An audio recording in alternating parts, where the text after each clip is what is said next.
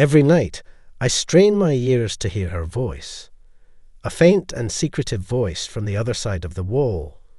I'm intrigued by that voice from the thin wall every evening. What kind of secrets is she hiding?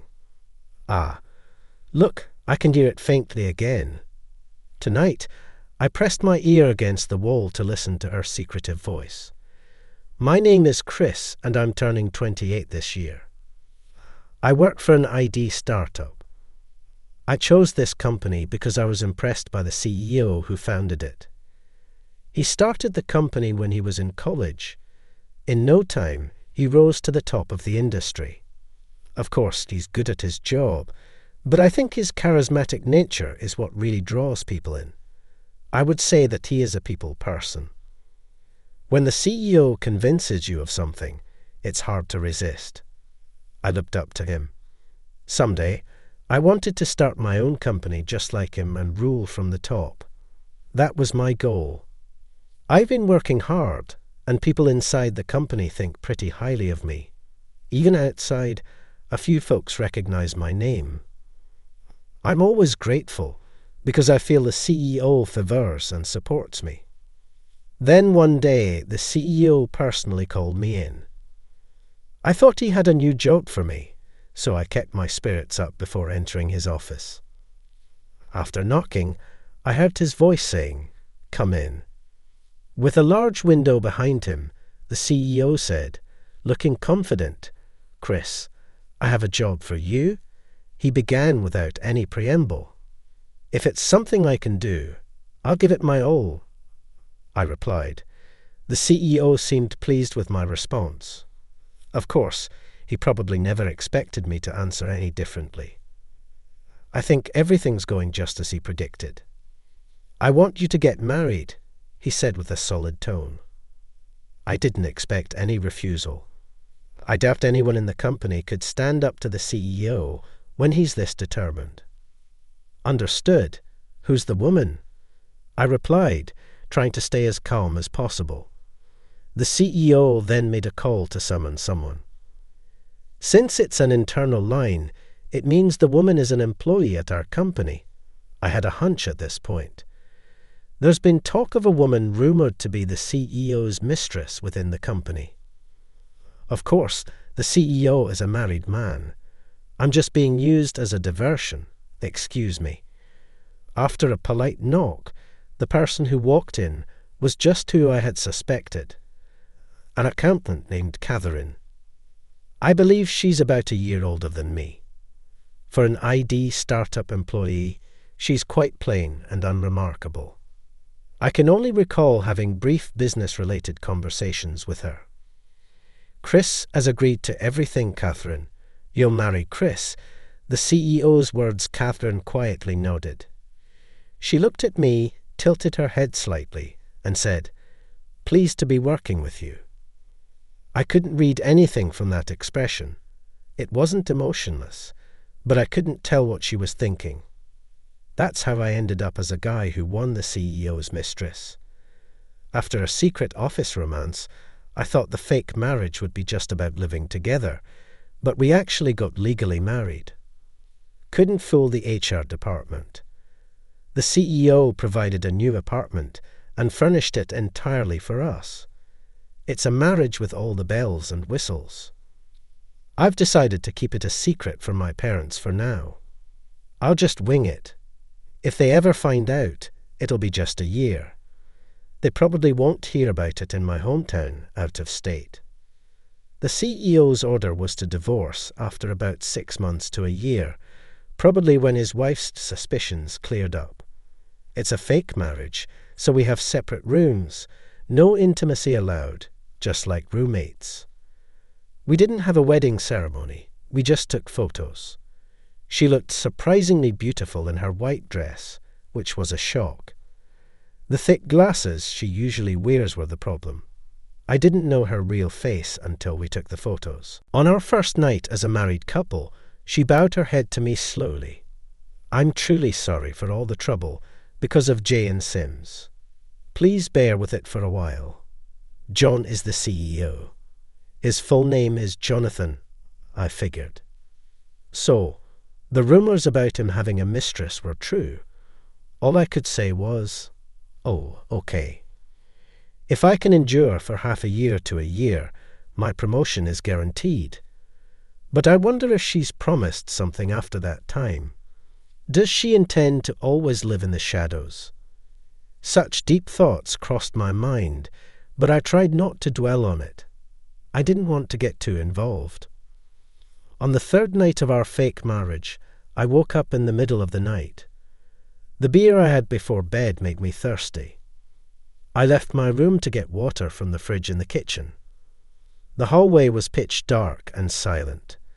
Then I heard a faint whisper. It was so soft I couldn't make it out clearly. A truly secretive voice.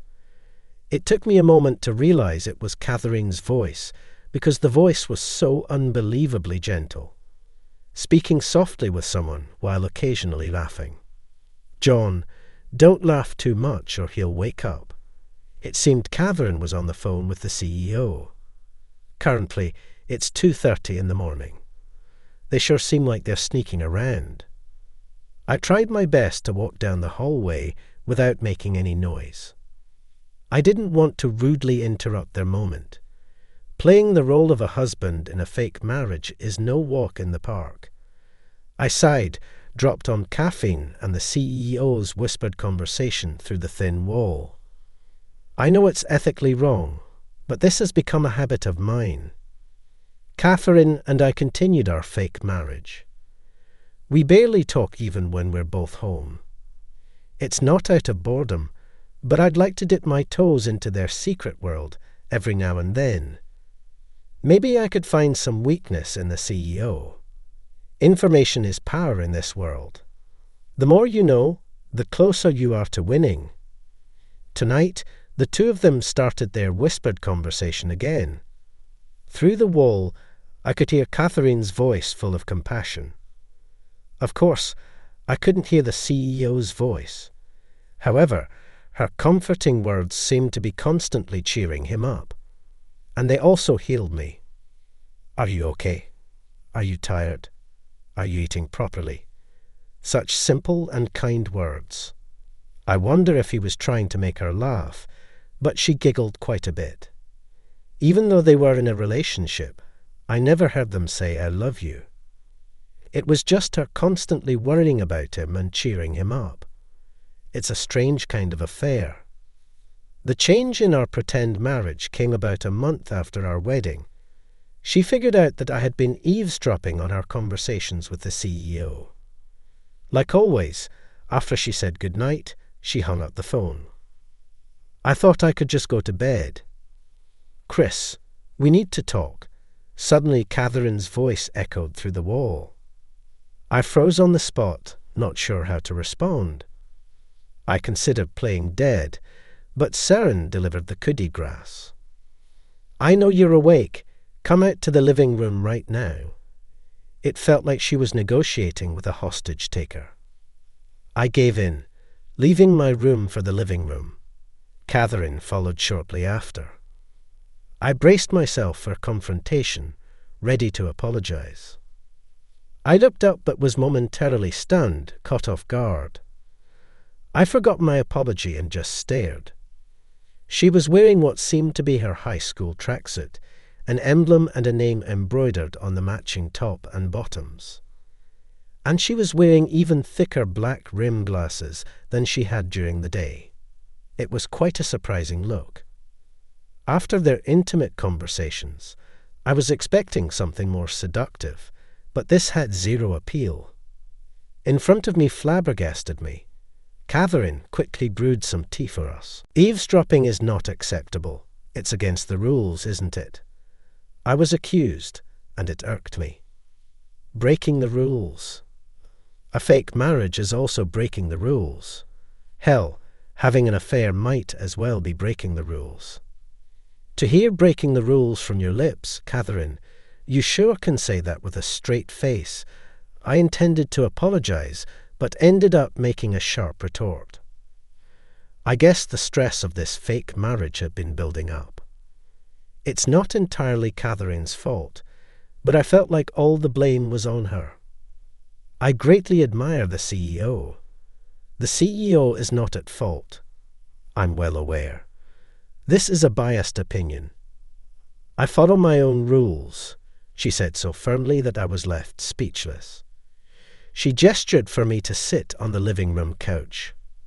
I sat in silence, facing her directly. It was the first time I'd really looked at her since this fake marriage began. Please, no more eavesdropping. It's an invasion of privacy. Hearing her straightforward point triggered me. I did agree to this fake marriage as a part of a deal with the co. They probably see me as a pitiful man who was led by ambition. Perhaps even looked down upon. Realizing this, I felt a mix of shame and unreasonable anger. I wanted to unleash all of my anger onto Catherine, who sat in front of me with a composed look. My clenched fists trembled with rage. Don't you have anything to say? Her matter-of-fact tone made my restraint fly out the window. What? Who do you think you are, acting all high and mighty while being the CEO's mistress? Without this fake marriage, you wouldn't even have a place here. I stood up abruptly, but she calmly looked up at me, lifting her chin just a bit. There was no emotion on her face. It seemed my words didn't get to her at all. You probably laugh behind my back, thinking I'm a low life for accepting such a ridiculous deal for my own advancement, right? Pathetic. Ranting on, I was practically full with rage. This fake marriage made me despise myself for the first time. I feel like such a fool. Indeed, all the words that I lashed out at Kaffir and were what I wanted to hurl at myself. You should be proud of yourself, Chris. You accepted the dirty job based on your beliefs. There's nothing to be ashamed of, she said, looking me straight in the eyes. From her tone and sincere expression, I could tell she wasn't just trying to console me with empty words. Her words deflated my anger instantly, and I was taken aback. Chris, you're a man of conviction. Feeling weak in the knees, I sat back on the couch. How did she know exactly what I needed to hear? I'm sorry I took out my frustrations on you. When I think about it, Catherine is also a victim of the CEO's ego. Seeing her serious face, I began to calm down. You've heard the rumours about me and the CEO, haven't you? It seems his wife found out about them. Catherine explained everything step by step. I hadn't heard any details from the CEO. She took the initiative to talk to me, thinking it would be stressful for me in such a situation. It seems the CEO had Catherine and me enter into a fake marriage to deceive his wife. If we went as far as getting married, suspicions would naturally be cleared. It's apparently a matter of patience until his wife lets her guard down. Can I ask you just one thing? If I can answer it. I posed a question that had been on my mind for a long time. Are you the CEO's mistress? There are indeed rumours in the company that the two of them are in a romantic relationship. But that's based on minor things like seeing them walking closely together or meeting privately. There's no concrete proof of a romantic relationship. I wanted to clear this up. Catherine looked slightly troubled by my question. She seemed to be pondering the best way to answer, opening her mouth, then closing it again. She hesitated. How can I put this to make it clear to you? I'm not sure if I'd call it a romantic relationship. However, I do feel that the CEO looks out for me. I felt there wasn't a trace of deceit in her carefully chosen words. I see. Thank you for sharing. Her tone and sincere expression deflated my anger instantly. Here's a suggestion for me. Since it's a fake marriage, why don't we try to enjoy it a bit? Catherine looked genuinely surprised by my proposal. I've never seen her with such a shocked expression. She looked adorable, like a surprised squirrel.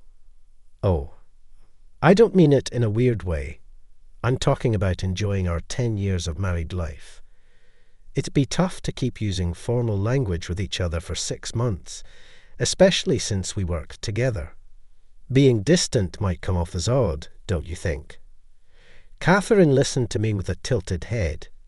Then, with a chuckle, she extended her right hand. "Well, let's make the best of it, shall we, husband?" When I shook her hand, it was small, and it gave me a slight thrill. Ever since that night where we had an honest conversation, the distance between Catherine and I has been rapidly shrinking. We commute together, and I eat the lunch she prepares for me. When one of us has to work late, we let each other know. Whoever has more free time handles the chores. Living together, you get to see sides of her you wouldn't have known at the office, like how she burns her tongue easily or hates mushrooms, or how she's not the best at folding laundry, or how she dreams of adopting a canine from a rescue centre. I love watching her laugh out loud at comedy shows by my side, but that's where my exclusive time with her ends. Late at night, she gets calls from the CEO. Whenever the phone rings, she retreats to her room for a private conversation with him. I feel completely left out. Every day the nights feel lonelier, and it bothers me. The CEO remains unchanged. He treats both me and her the same way as before. I was getting a bit irritated by his attitude. Did he really trust her? Or did he not think for a moment that she could fall for me? By the time half a year had passed, I realized I was in love with Catherine, but in her heart there was only room for the CEO. I was fully aware of that, yet I couldn't let go of that slight hope. I was told that this fake marriage would last between 6 months to a year. I was surprised at myself for wishing this life would go on forever. Time has passed, and it was halfway through our fake marriage. Catherine and I had a rhythm going, understanding each other's likes and dislikes much like a real couple. On weekends, she joined me in my passion for outdoor activities, even trying camping for the first time. Now she's eager to try solo camping. Lately, we've spent every weekend shopping at outdoor stores. For me, I've become a fan of the tea she brews after meals. She looks so dignified and beautiful, gracefully preparing her tea. When I expressed a desire to learn the art of tea making, she introduced me to a class, and now we attend together. After our tea class, we always grab some burgers together. She gets as excited as a child when I take her to a new tasty spot. I wish this happy life would continue forever. Just when I started to wish from the bottom of my heart, something happened at my office desk. I was occupied with loads of work today. I had plans to dine out with her. There's no way I could work late. That's when I spotted her sneaking between the desks. In her hand, she held an envelope and a list, probably collecting money for some occasion. Whenever there's something to celebrate or mourn at the office, Catherine, being in accounting, collects the funds. It was a familiar sight. "I'm sorry for interrupting your work. I'm here to collect some money." She stood next to my desk. "Is someone getting married or did something unfortunate happen?" I asked her while searching for my wallet. I could sense a hint of tension in her posture. She was behaving differently. So I looked up. Her face was as expressionless as always, but now I could tell she was desperately hiding her emotions. The CEO's wife is pregnant, so it's a celebration. My hand jerked in surprise, dropping my wallet, coins scattered on the floor with a clicking sound. The CEO's baby. But Catherine bent down to carefully pick up the coins. "Well, the CEO has been married for 5 years now. It's about time, right? It's wonderful news," she said flatly, placing the coins gently in my palm. "I'll come back later to collect. Take your time," she said, and left, her retreating figure looking smaller than ever. Watching her back, anger towards the CEO welled up in me. He tricked Catherine, pretending to be loyal to his wife all the while. Catherine had been waiting for him. What's the point of our fake marriage? I was suddenly filled with resentment towards the CEO. I need to talk to him. I headed towards the CEO's office.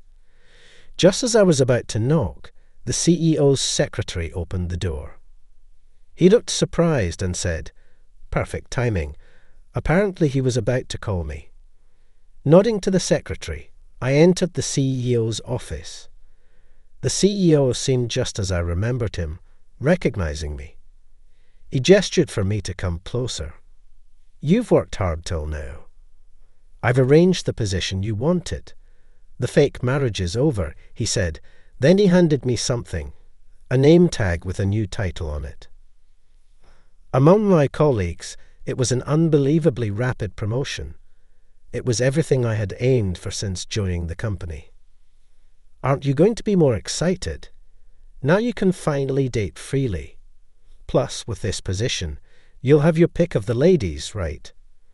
The CEO, however, his eyes aren't laughing. "You're no longer needed. I'll be taking Catherine back." Anger surged as the words left the CEO's mouth. Catherine isn't an object. The way the CEO casually mentioned taking her back infuriated me. Isn't she free to live her life? Do you plan on keeping her trapped and making her suffer forever? It was the first time I'd ever stood up to the CEO, but I felt that I had to say something.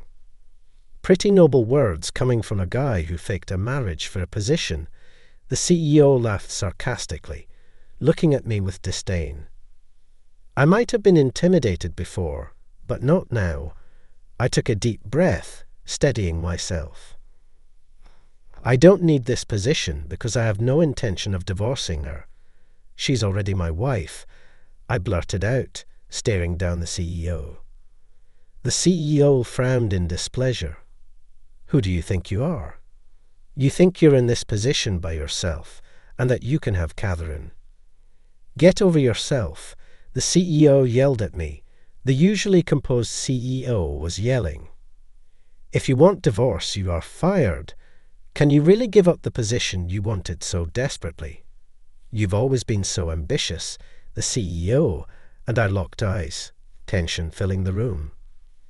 Then, without a knock, the door to the CEO's office swung open.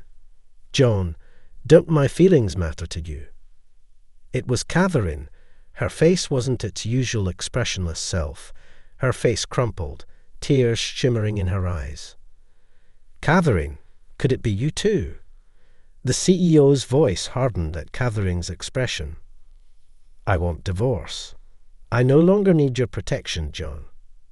You have a duty to make your wife happy."